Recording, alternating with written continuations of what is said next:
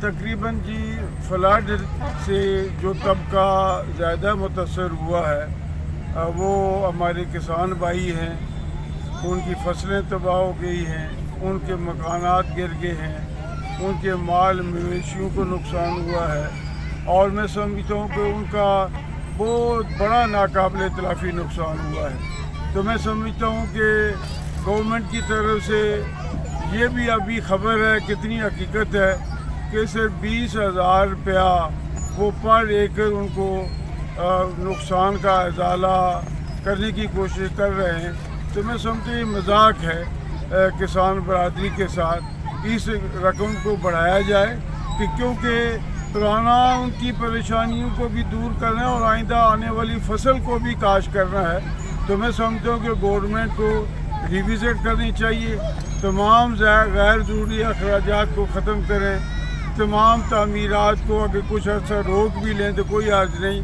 بے نظیر income support کے پیسے عام جو بیکاری ہیں ان میں تقسیم کرنے کے بجائے ان پیسوں سے ان ہمارے کسان بھائیوں کو اس قابل کیا جائے کہ وہ اپنی فصل بھی کاشت کر سکیں، پرانے نقصانوں کا ازالہ کر سکیں. تو میں سمجھتا ہوں کہ پوری ہماری گورنمنٹ کا یہ سمجھنے کے امتحان ہے کہ وہ اس امتحان میں کس طرح سرخرو ہوتی ہے.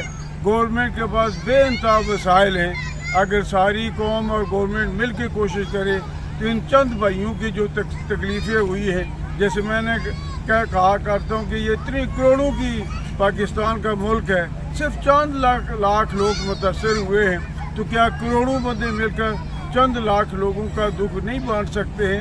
تو میں سمجھتا ہوں بانٹ سکتے ہیں.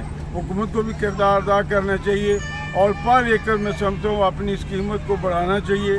6 ماہ کے لیے بجلی کے بلوں کو ختم کرنا چاہیے، جو قرضے انہوں نے لیے ہیں ان کو معاف کرنا چاہیے، اور آئندہ قرضے بغیر سود کے دینے چاہیے تاکہ یہ قوم اور ہمارے کسان بھائی اپنی پیروں پہ دوبارہ کھڑے ہو سکیں.